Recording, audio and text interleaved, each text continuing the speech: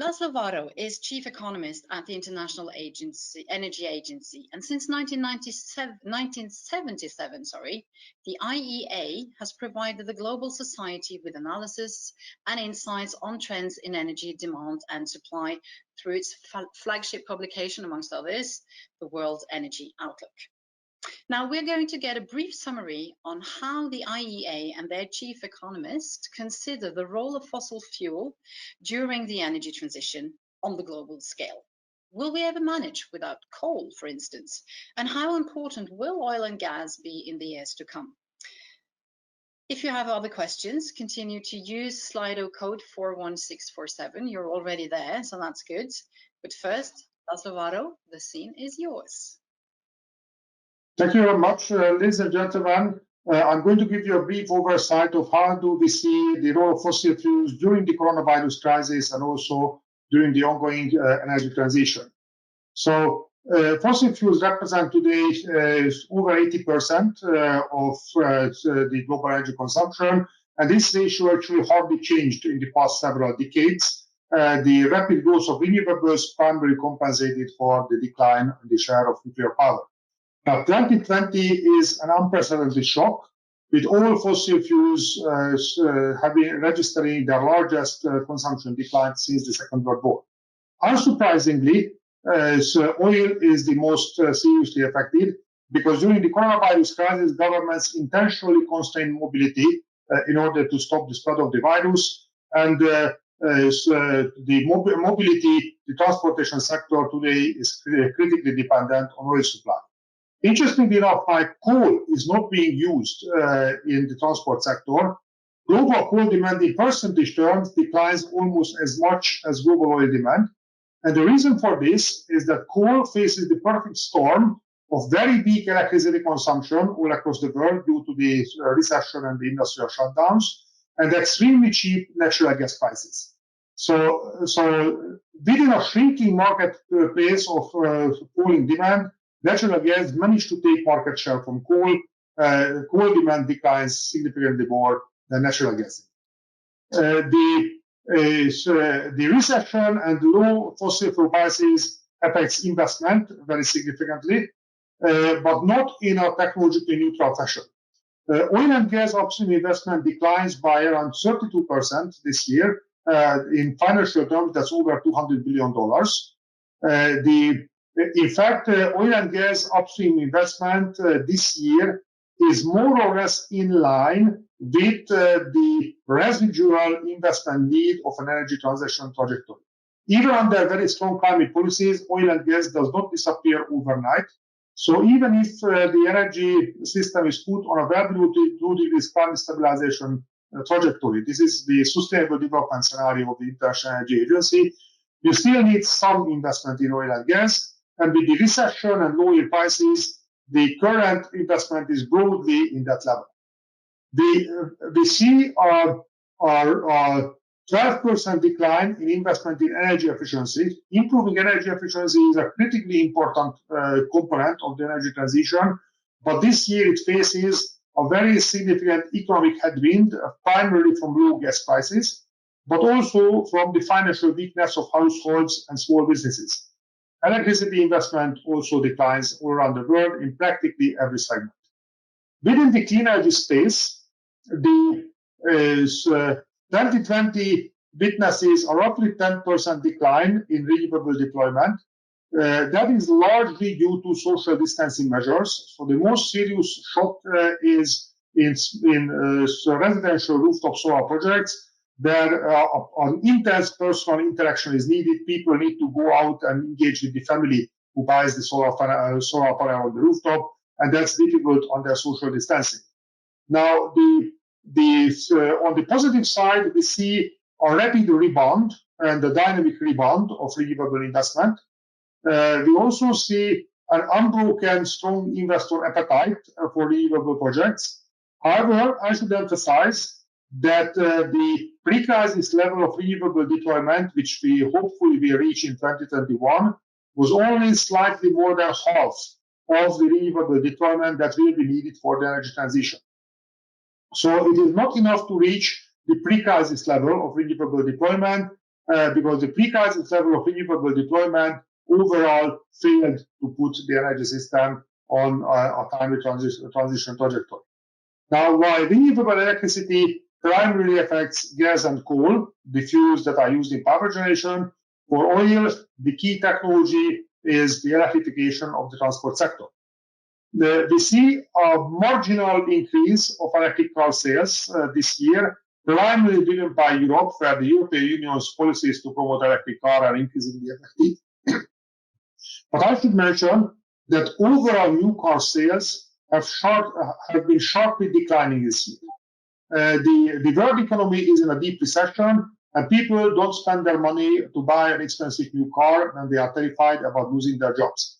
So a slight increase of electric car sales in an overall shrinking new car market is a major achievement and represents a substantial jump in the market share of electric vehicles. Now, overall, before the coronavirus crisis, with the policies that were stated by governments, the energy system was in a trajectory of almost stagnating global carbon dioxide emissions. We had enough innovation, enough efficiency improvement, and investment in clean energy technology to compensate for global population growth, industrialization, and urbanization in emerging economies. In order to get to a value 2 degrees time stabilization, global carbon dioxide emissions would need to decline very sharply, eventually converging towards zero in the middle of the century. And you don't make a big mistake if you assume that three big things are needed: improving energy efficiency, deploying renewables, and all other technologies, including carbon capture and storage. So energy efficiency and renewables are not one among the many or two among the many. They play a uniquely important role, but we think that in order to have a cost-efficient and viable transition, a broad technology portfolio is needed. Now, when I overlay on the energy transition challenge the developments of this year, this very, very little blue arrow is the impact of the coronavirus crisis. So the coronavirus crisis leaves the climate challenge essentially unsolved. By 2025, in the Sustainable Development Trajectory, global carbon dioxide emissions will have to be lower than they are today. And next time, we will want to achieve that without shutting down the global economy. So there is still a massive scale investment challenge into clean energy and a massive scale innovation challenge into new low carbon technologies.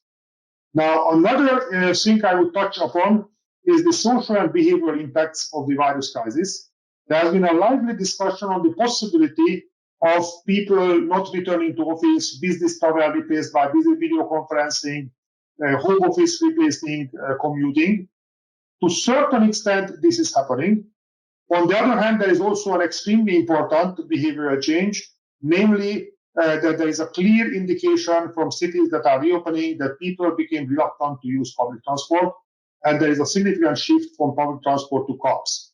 In fact, we have been actually surprised by how rapidly global oil demand has been recovering in the past couple of weeks as economies have reopened.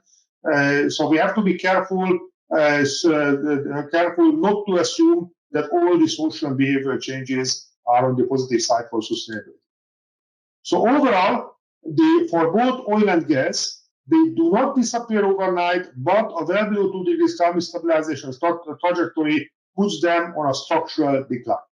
In the case of oil, in a sustainable development pathway, global oil demand by the mid-20s declines by over 1 million barrels per day. In a third of the decline is electric cars, 1/3 is the improving efficiency of internal combustion engines, and the remaining 1/3 is systemic shifts in the transport system, as for example, high-speed trains replacing aviation. In the case of natural gas, the glass is half full or half empty. Natural gas in Europe and the United States in the electricity sector is increasingly squeezed by renewables that are becoming cheaper and cheaper. But there is still a significant potential for coal to gas switch in Asia, which is currently dominated by coal. And also natural gas demand is remarkably resilient in both in industrial energy use and also in building heating. So overall, it declines considerably less than oil. during the first decades of the transition. Now, the biggest transition challenge is still coal, even after the declines of 2020. There are over 2,000 gigawatts of coal-fired power generation capacity operating in the world.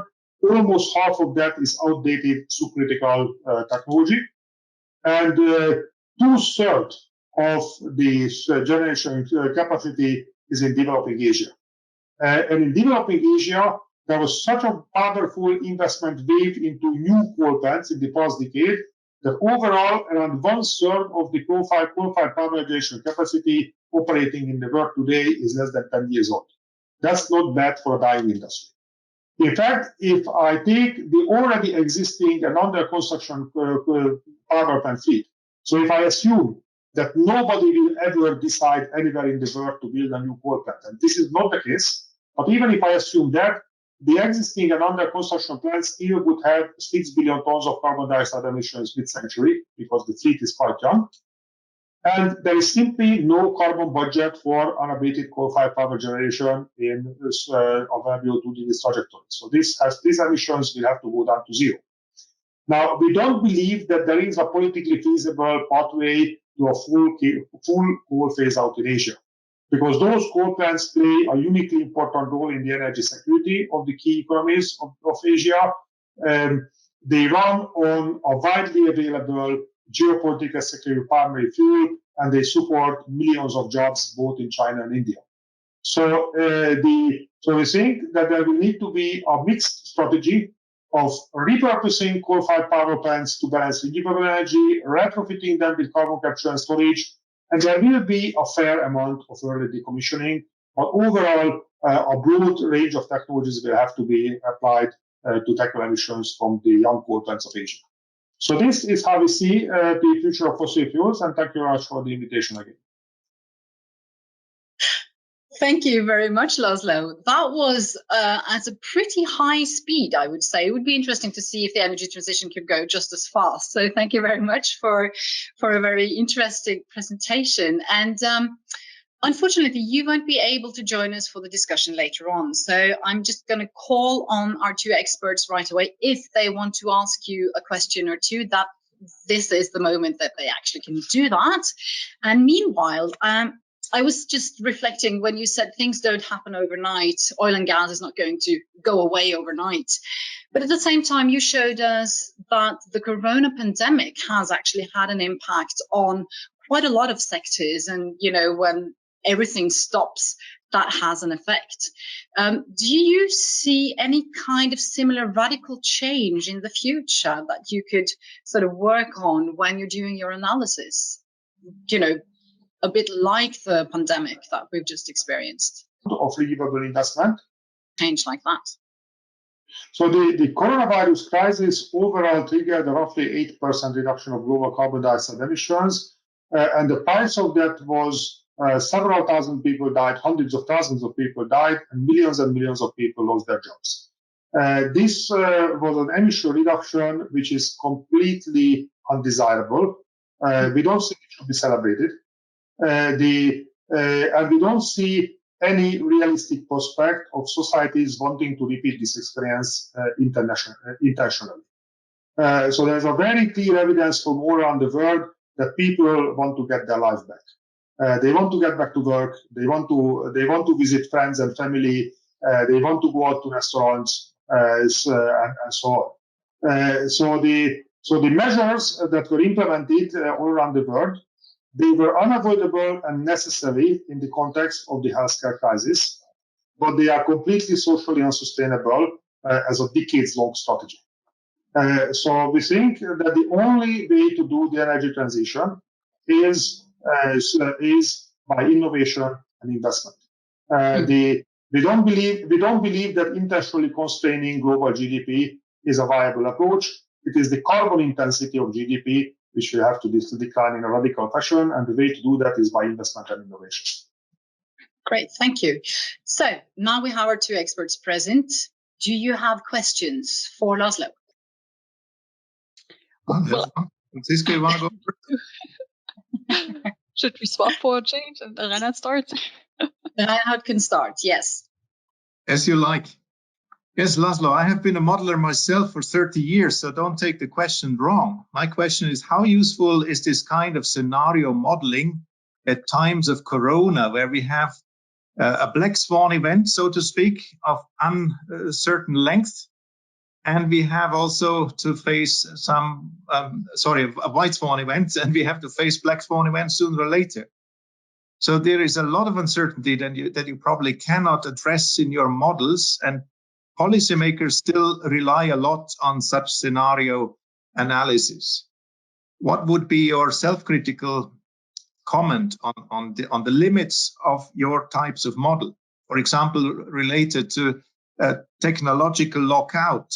We have technological lock-in. You mentioned there is some infrastructure that should be replaced if we want to decarbonize, but that creates additional cost if relatively new infrastructure is being replaced by even more novel technology.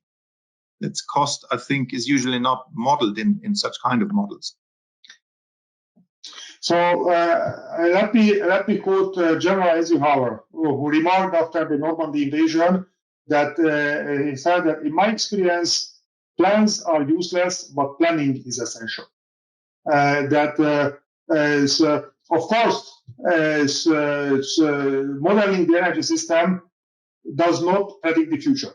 The future is by its nature unpredictable. However, governments have to make decisions. For example, Germany recently decided to focus the stimulus programs on electric vehicles and lock out internal combustion engine vehicles from the stimulus decision. I believe this was the right decision to make. I congratulate the German government for that. And also, Germany decided to allocate significant stimulus funding to build up hydrogen production and the hydrogen infrastructure. I also think this is the right decision to make. But you need to have a comprehensive view of the energy system. So why Germany should focus on electric cars, or why this is the right time to allocate significant investments into the hydrogen infrastructure? So these questions cannot be answered without looking at the energy system. And of course, we need to be mindful of the possibility of rapid technological change. And we have been, and let me advertise in this respect that we soon coming out with a new energy technology perspectives, which will have a special focus on some potentially disruptive technologies in the field of electricity storage, electrochemistry, and other fields, which can potentially change the energy trajectory quite significantly. However, there is also a significant evidence that energy technologies need a considerable amount of time and a strong policy support. Solar photovoltaics is often framed as a sudden surprise. People talk about how surprisingly rapid the ramp-up of solar was. But solar panels were actually invented in 1957, and for 20 years they were so ridiculously expensive that they were used only on military satellites. So the success of solar of the past 5 years was not a sudden surprise coming from nothing. It came after several decades of patient R&D and innovation funding, primarily by the national laboratories of the United States, and also a multi-billion euro investments primarily by Germany to enable the learning by doing. So in this respect, the energy system does have a very significant momentum.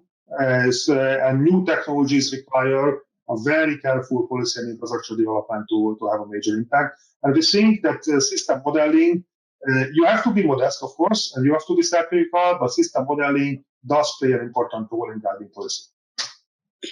I will have to stop you there, Laszlo, for a minute. Franziska, did you want to ask Laszlo a question, a quick one? Yeah, I think mine is quick. My question really is, you said that natural gas lost much less than coal in the last months. And I wonder if you think this is a sustainable trend, a long-term trend that we started on there, or if it's just really a temporary picture. No, we definitely say that this is a sustainable trend. One is that 2019 was the all-time history on a timely transition liquefied natural gas facilities. Global gas markets were abundantly supplied already before the coronavirus crisis. So we expect a substantial period of very abundantly supplied global natural gas markets and the associated low gas prices. And also in both Europe and in the United States, the coal plant is aging and is being decommissioned in an irreversible fashion.